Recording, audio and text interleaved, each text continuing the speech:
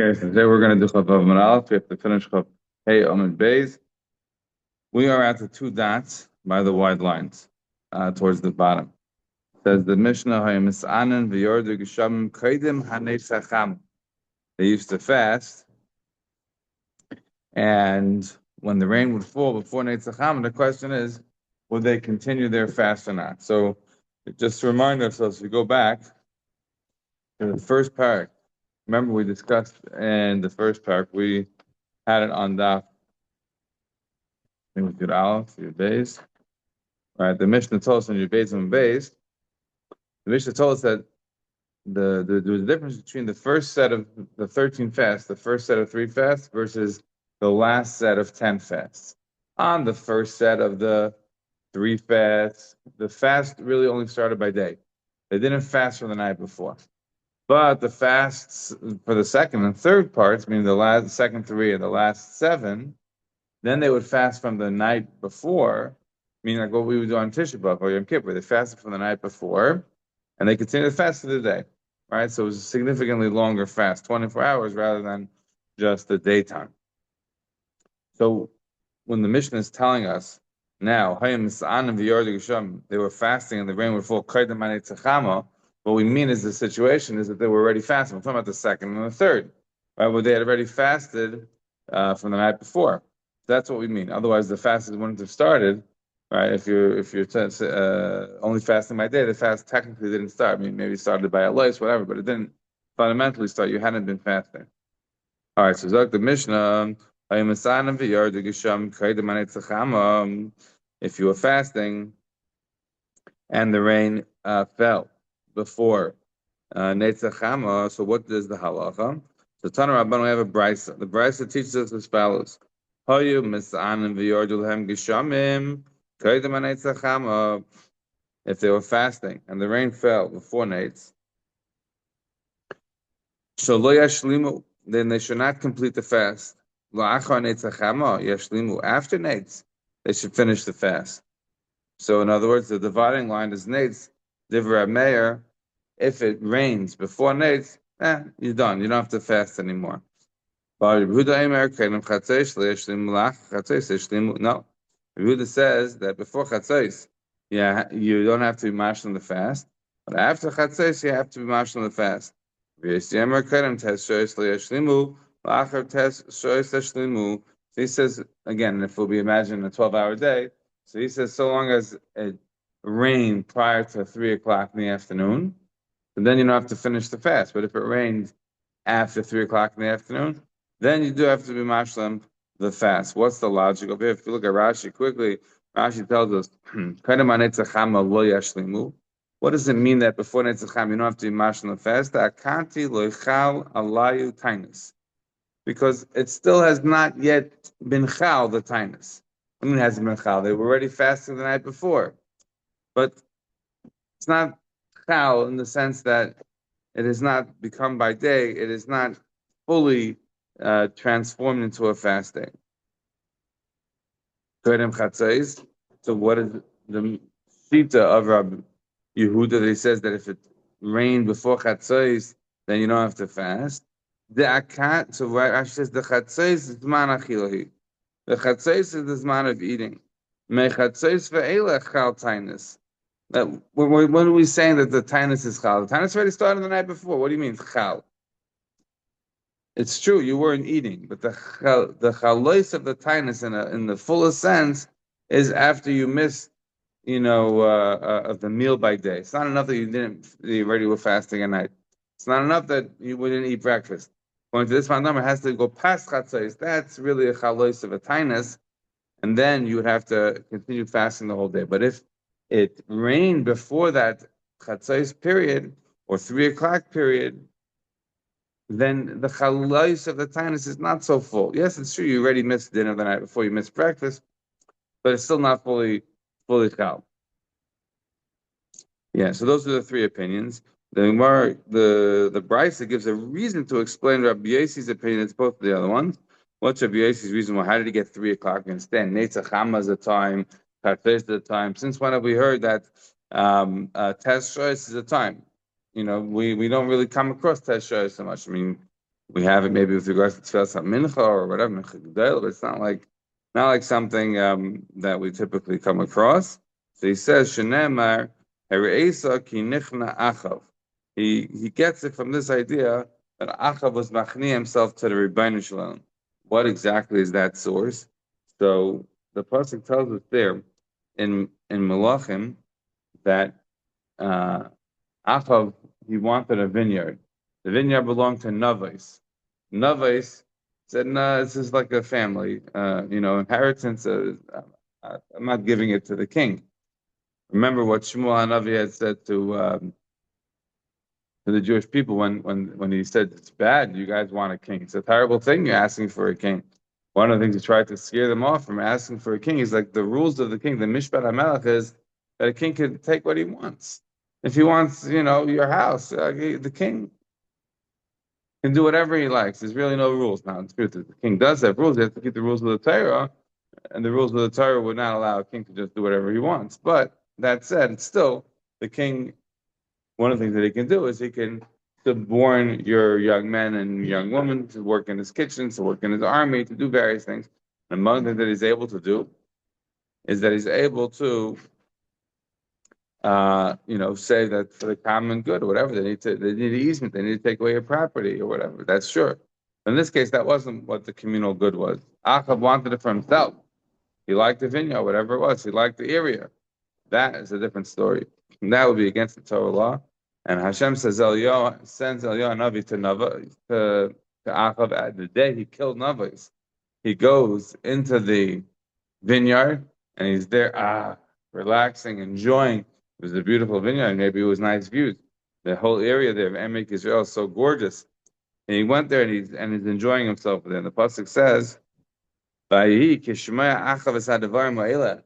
When Achav heard these things, Vayikra. So Eliyahu Navi comes in and he tells them, "You want that? This is your punishment for what you've just done. Your wife, like she's going to be eaten by the dogs, and you're going to die, and you're going to, in this vineyard." And the whole basis of such a severe punishment is because you acted very terribly against the rules of the Torah. The Mishpat HaMelech doesn't give you the license to go steal people's property. For the communal good, you make decisions. You could take away people's property. Of course, you could draft men and women into your armies, into your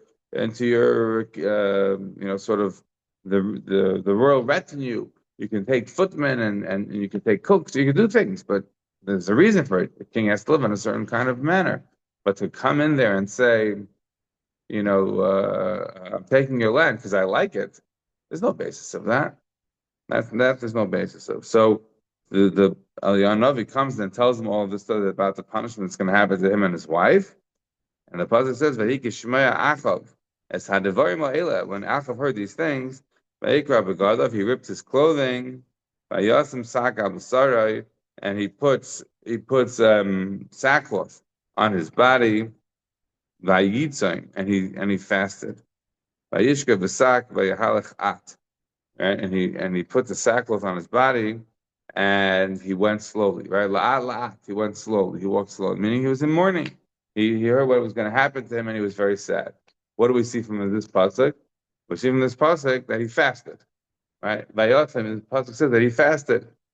So now it's clear, right? In other words, from the Gemara is saying, "Harisicha ki nichna achrav," we have no idea what we're talking about. That the fact that Achav was nichna himself, so what? What does that have to do with the ninth hour? But this is the background. Now, if you look at Rabbeinu Chananel, the last Rabbeinu Chananel is here in the third parak. Rabbeinu Chananel says, "Kabbalah biyad chachamim." It's a Kabbalah by the rabbis. Ki b'yom shenerag Navos, on the very day that Navos was killed, lo b'yom higia Shmuel li'izevel. On that very day is when this nevuah came from Eliyahu Navi to Achav about Izevel and himself. And on that very day, he goes to Navos' Karam to inherit it. In other words, to go live there and then relax and enjoy it. You killed him and you disinherited him on the same day. Like, let it cool a little bit. No, the same day that you got rid of him, the same day you went to go and hire. By the way, the pasuk is clear. This was from Izevel's machinations. She sicked him on. She's like, "What do you mean? You're the king. Like, of course, take away his land."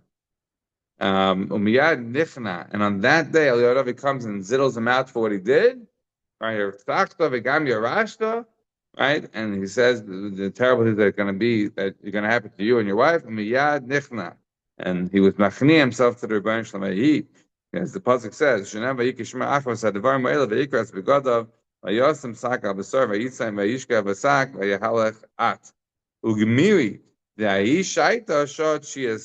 we have a tradition that was taking place in the ninth hour. I mean, it takes some time to kill somebody, right? Then it takes some time to clean up, whatever, and have Achav come down from the palace and relax and have his men prepare the place that he could be able to sit in it. And and on that day, Achav and takes time for Eliyahu to get there to give him the news. And for Achav to then get back, all this took time. So he says this is that we have a tradition that happened in the ninth hour. And then he fasted for the last 3 hours a day. In other words, imagine it was a 12-hour day. He fasted until 6, from 3 to 6. And that's considered a fast. Because the pasuk saying that you see Achav was machni himself to the Rebbeinu Shalom. And look how the Rebbeinu Shalom concludes. But there's no clear raya that it's from the ninth hour. I mean, Rabbi Yossi is bringing down the pasuk, and he's bringing down 3 words. We don't really know what he's talking about. Rabbi Hananel is building out for us what is the story here. How do we get to the idea that there is a ninth hour in the day? Why would we be using a situation of a ninth hour? The story is because Achav had to have his people go kill Nabas, and then he had to have his people clean up the place and make it appropriate for the king. And then the king has to come there, and then Hashem has to come tell Eliyahu, give him a nevuah, and then Eliyahu has to go travel to Achav. And then he has to give him the nevuah, and then he has to go out and get sackcloth, and then he has to fast. So we're talking a few hours in the day left. That's the idea of Rabbi Yossi. Now, so Rabbi Yehuda Nesiya, Gazer Tanis of Yerdalem Geshamim. So Rabbi Yehuda Nesiya was Gazer Tanis. Right? We already had a number of the fats of Rabbi Yehuda Nesiya being Gazer Tanis. We had it back. Right, we had it back. The Gemara told us that Rabbi Yehuda Nesiya was Gazer Tanis on the Gemara told us, where was it, on Chavdalid, that Rabbi Yehuda Nesiya Gazer Tanisa by Rachma Le'osam Mitra. Omar Kama Ika Mishmul Aramasi Yehuda Ben Gamliel Oila L'Dashakayin Niska Oila L'Misha also L'Yom right? He was Chalash Daik and then V'Asa Mitra. So we had a few stories of Rabbi Yehuda Nesiya over there. If you remember, one of the stories in the Gemara was Rabbi Yechon weren't aware and they were concerned. Maybe they don't have to fast because they didn't find out about it till the day. Rabbi Yechon said to Rabbi no, the Nasi is doing it for us. He's Mekabel Tainus from the day before for us. So now we have a story. Rabbi Yehuda Nesiya was Gaza Tainus. And here it worked out. This time it worked out for him. They did have rain. But when? So the rain happened after Nates. It happened after Nates, but before Chatzos. Rabbi Yehuda Nesiya wants to what? He wants to finish the Tainus. Why does he want to finish the Tainus? Because it rained after Nates. So if it rains after Nates, he thinks it's time to continue the Tainus all the way through the end of the day. Rabbi Ami says then, so he says, no, we don't do this. Right? We do it before or after Chatzos. We don't do before or after Nates. In other words, so long as it rains before Chatzos, then you do what? Then you do Hashlama. I'm sorry, so long as it rains before Chatzos, then you don't do Hashlama. So long as it rains after Chatzos, then you are mashlim the fast.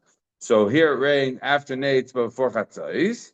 So Rabbi Ami is telling him, we shouldn't finish the fast. We shouldn't complete the fast. We should just simply start eating.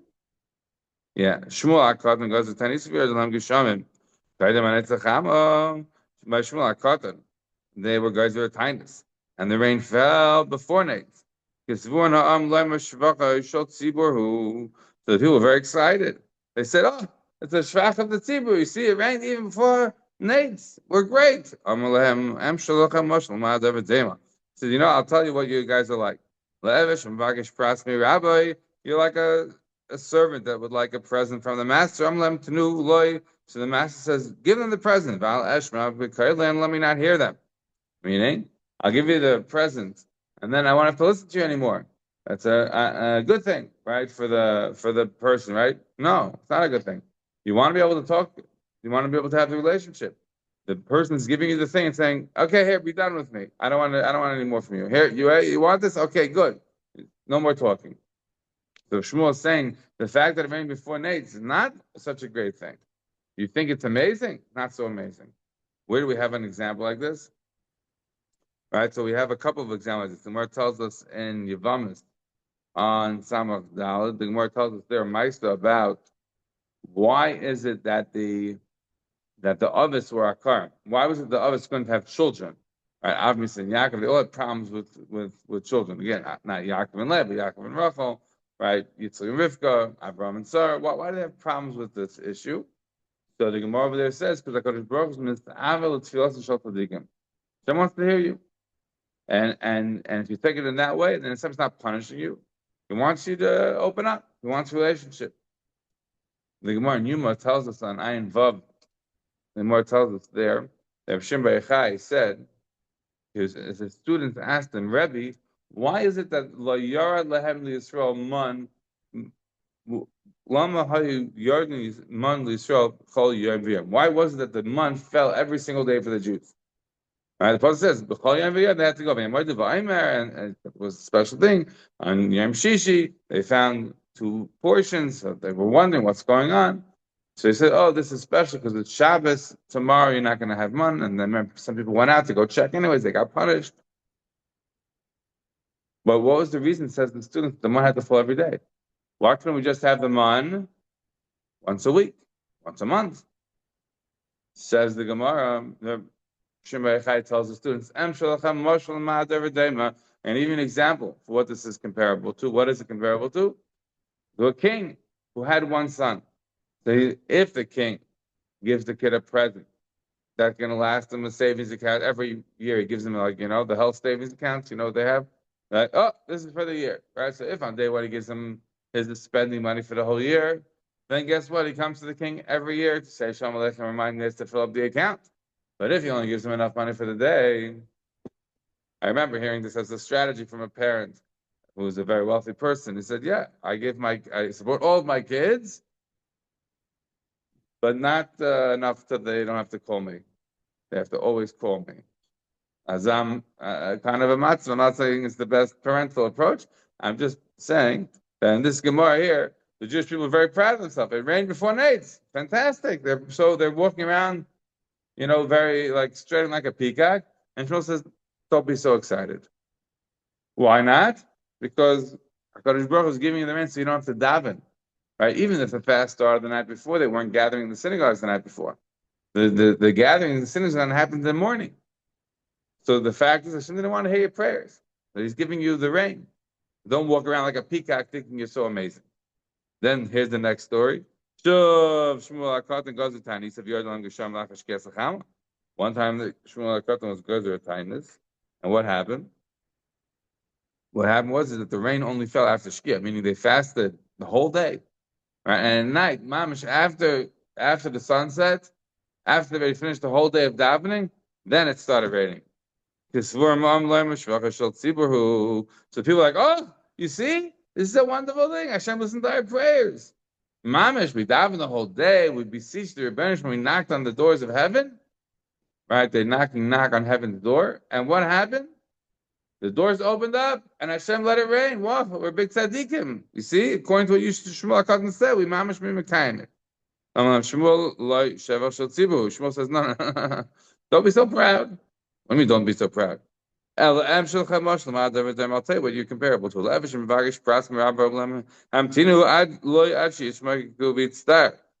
like a servant who's asking the master for something. He says, let me make you crazy.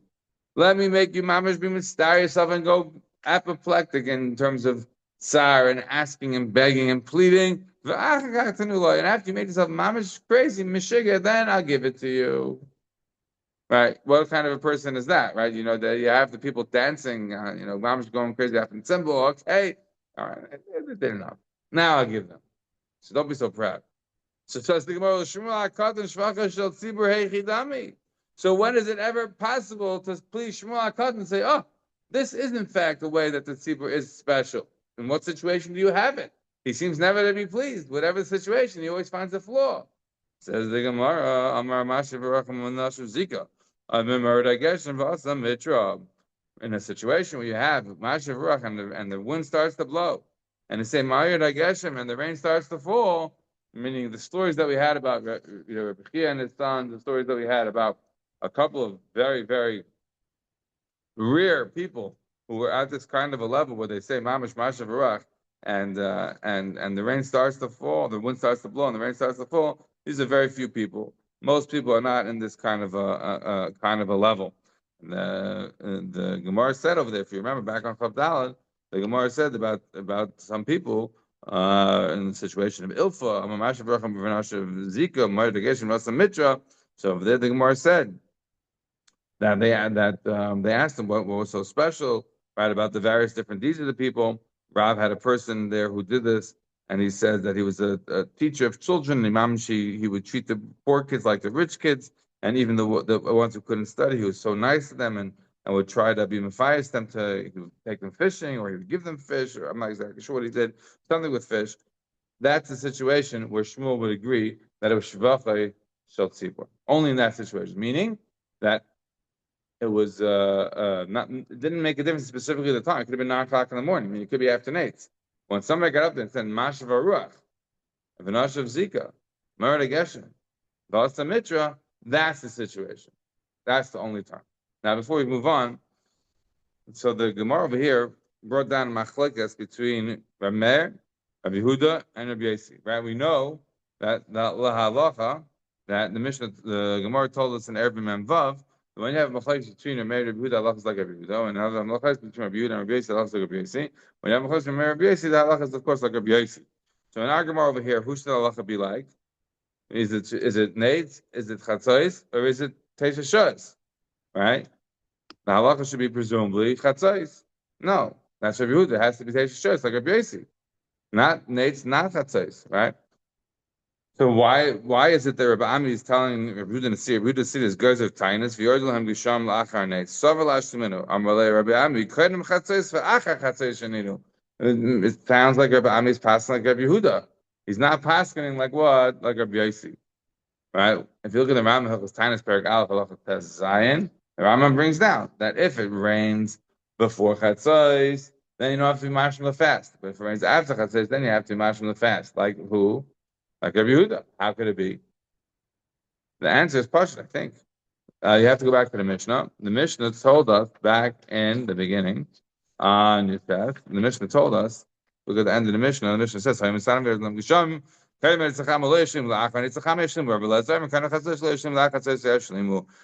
in the Mishnah, this machlokes is about nates and chatzos. There's no idea of 9 hours. They're just nates and chatzos. Is brought down as the machlokes from Meir and Rabbi Elazar ben Horkinas. This Rabbi Elazar ben Horkinas, this chatzos sheet is not the sheet of Rabbi Yehuda only, meaning Rabbi Yehuda holds it also, but it is also the sheet of Rabbi Elazar ben Horkinas. We do not pass in hilchos of psak like Rabbi Yehuda, Rabbi Yosi. We don't pass like Rabbi Yehuda. We do pass like Rabbi Yosi. However, here the machlokes is not Rabbi Yehuda, Rabbi Yosi alone. Rabbi Elazar ben Horkinas. That's a different story, and that's where the Rambam paskins that it's after chatzos. That's why Rabbi Ami is passing after chatzos and not saying after 9 hours. I think it's pashut, even if they don't say it necessarily. But I think that's pashut what is going on here. If you look at the Maggid Mishnah, I think he's certainly alluding to that as well in his comment there on the Rambam. Okay, so Zok the Gemara. The Mishnah told us that they once had a situation. This is the end of the Mishnah there, that they had a Zat Tainus in Lud, and remember, Rabbi Elazar ben Horkinas was the rabbi of Lud, right? That's where he has the shiva. So, and Tarfon studied there. Many people studied there. Rabbi Kiva, a lot of people studied there. So, the Mishnah, the end of the Mishnah said, Meister should go to Tainus Belud. They had a Tainus there in Lud. Yerdlam Gisham kind of Chatzais. So, Rabbi Tarfon, Tzu v'achol v'shasu. The rain before Chatzais, go eat, no problem. They came after in the afternoon. They read Halagod. Now, the Vart here is a Tarfon, a student of Elazar ben Horkinas, is the situation taking place in Lud, which is Rabbi Elazar's territory. So of course they're going to eat if the rain fell before Chatzais, which is in fact what they did. They were not mashing the fast. Now the Gemara tells us. So Ma'aser Gazer Tainus Belud, says the Gemara, why did Reb Tarfon tell them to go home and eat and then come back? And let's say how. Halal here is Halal Gadol is understood to be Hadol Hashem Kitav Kilim Chazdai all the way through. If you look at Rashi here, Rashi's Halal Gadol Hadol Lekim Hadol Leikei Lekim Kilo Elam Chazdai. Now by Noisin Lachem Chabasar, because it says in there Noisin Lachem Chabasar, so people should be full, and that's why they go home to eat. It's machlokes there in Pesachim Kufiyat Ches as to what exactly halal gadol is. There are a bunch of different opinions on it.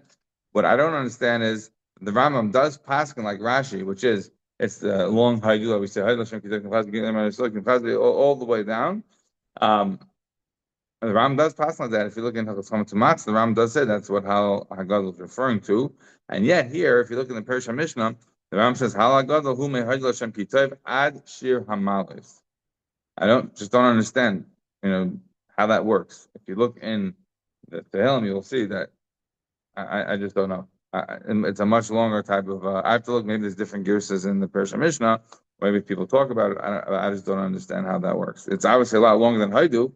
And this maybe he. I'm not saying it's a steer between the Perusha Mishnah and Mishnah because maybe he rejected everybody he said in the Perusha Mishnah. This is what he wrote when he was young.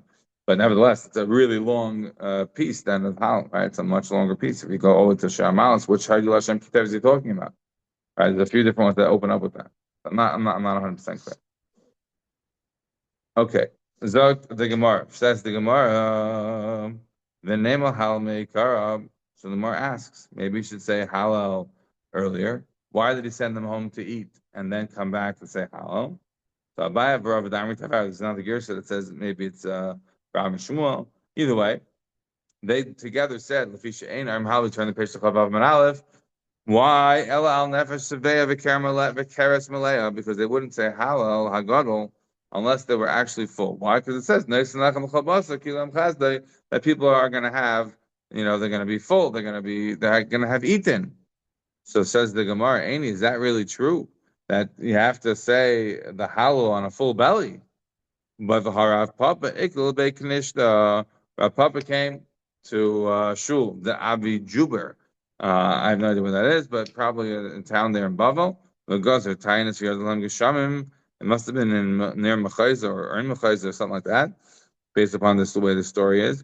So he was Gazer Taanit, and the rain fell. So the rain fell again before Chatzos. So he said then they could eat. The Omar, and he said to them, the Omar halal v'achar kach. He said to them, let's say halal, and then after that you can go home and eat.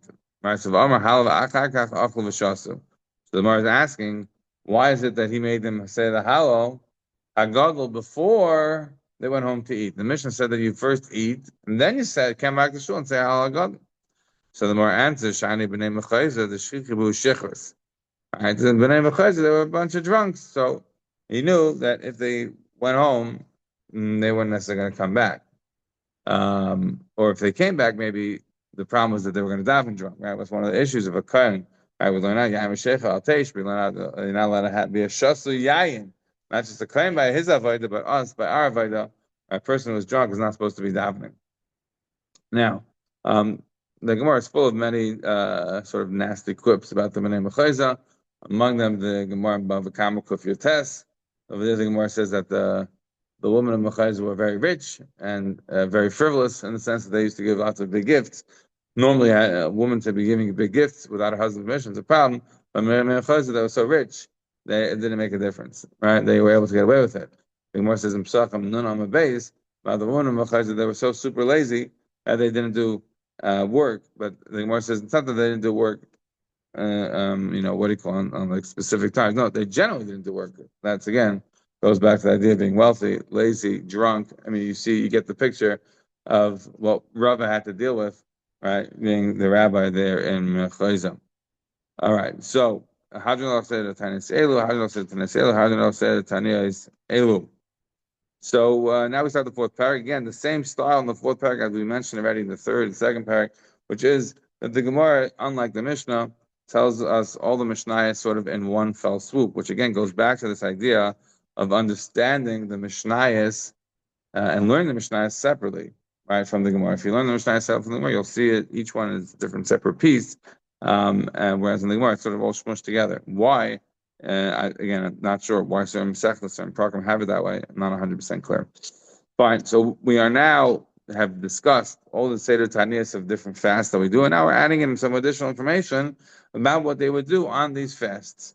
Right, what they would do on these fasts.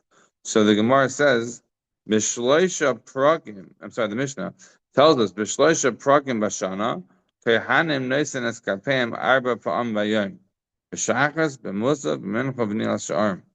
So what are we talking about?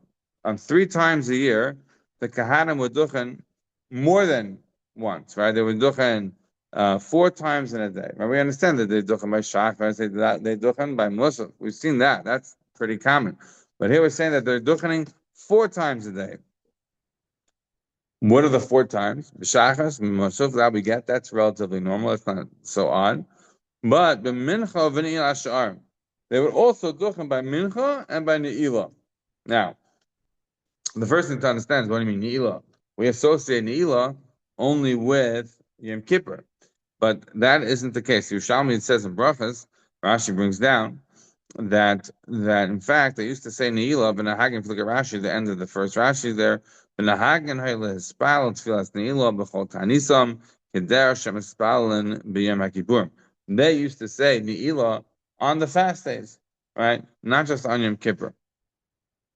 So, if you're treating that a day like Yom Kippur, right? So if let's say you were in Israel, right, they're going to be duchening by mincha also. They're going to be duchening by every tefillah. So it comes out then that you have shachas, you have musaf, you have mincha, and you have nila. You have 4 times that they'll be duchening, and it's at 3 different times of the year that this would happen. What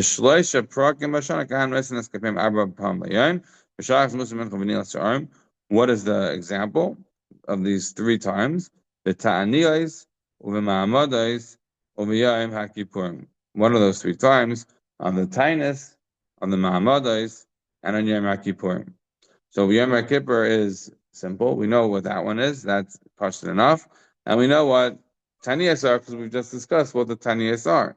But now the Mishnah is going to spend some time explaining what are the ma'amados. Before we go any further, if you remember, we already came across before, if it was in the beginning of the second parak, there the Mishnah told us on Tezvav and Beis.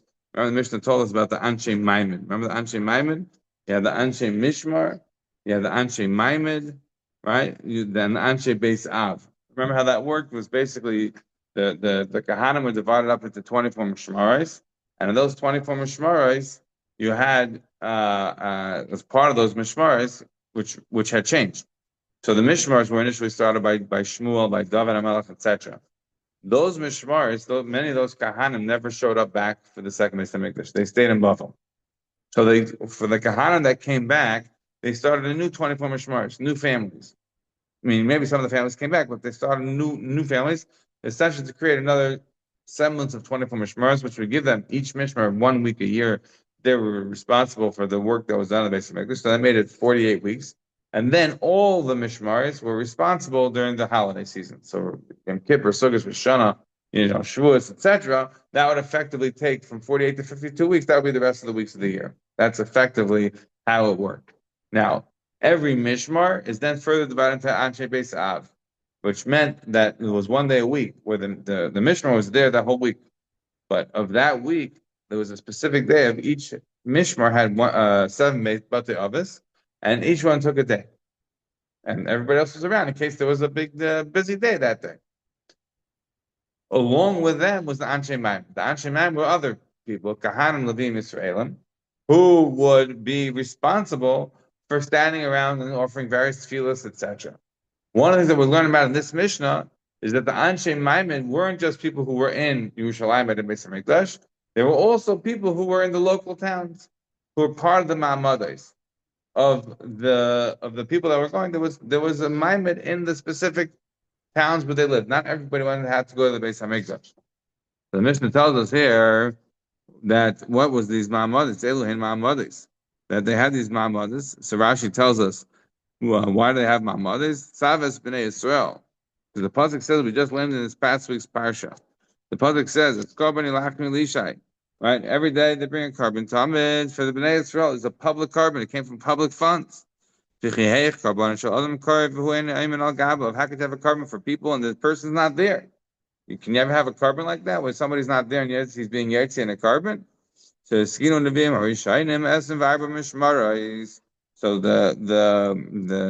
mataking. The Nevi'im Rishonim were attacking 24 mishmaris based upon the carbon tamim. And in Yerushalayim there was a maimed of Kahan Levim Israelim for each mishmar. But again, as I said, it wasn't just in Yerushalayim; it was also in all of the various cities. There were people from these ma'amodos, and they would do various things in these ma'amodos. I was just, I see we're getting short on time, so I'll conclude here with just one part that I heard this Shabbos on this pasuk, which the person who said it unfortunately got it wrong. He didn't understand what the Medrash was saying. There is a Medrash that's brought down in the beginning of the Ein Yaakov. The Medrash, we don't really have a source for what a Medrash is, but it's an unbelievable Medrash. But many times we find various Medrash say, what are the premier or the fundamental psukim in the Torah, right? So right, famous sheet of Rabbi Kiva, right? Zeklag all the Torah is what? Right? Or another one says that Sefer told us Adam.